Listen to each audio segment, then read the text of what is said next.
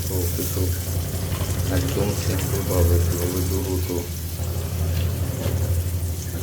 করা যায়।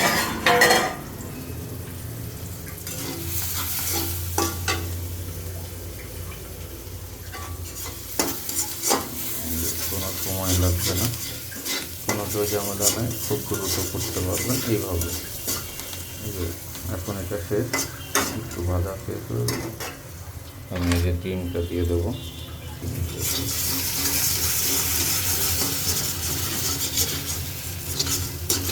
একদম অতি সাধারণভাবে, কোনো ঝামেলা প্যারা নেই।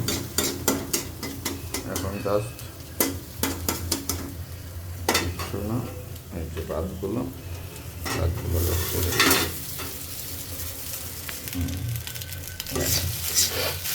খুব সুন্দরভাবে